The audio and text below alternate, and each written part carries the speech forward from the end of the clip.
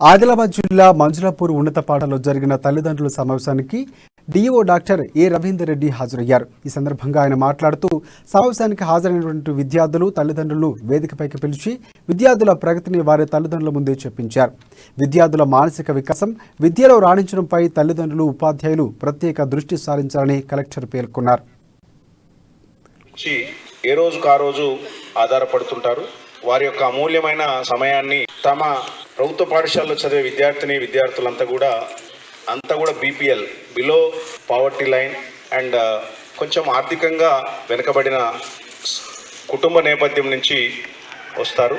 వాళ్ళ తల్లిదండ్రులు రెక్కాడితే డొక్కాడదన్నట్టు ఏదో ఒకటి రోజు కానీ వారాంతం కానీ పేమెంట్స్ వచ్చి ఏ రోజుకు ఆ రోజు ఆధారపడుతుంటారు. వారి యొక్క అమూల్యమైన సమయాన్ని మీ పిల్లల వెల్ఫేర్ గురించి, మీ పిల్లలలో అభ్యసన సామర్థ్యాలు ఎలా ఉన్నాయి, ఎవ్రీ మంత్ మీ పిల్లల్లో జరిగే అభివృద్ధి ఏంటి అన్నది తెలుసుకోవాలనే తపన, కుతూహలం అన్నది చాలా అభినందనీయం, అభిలషణీయం.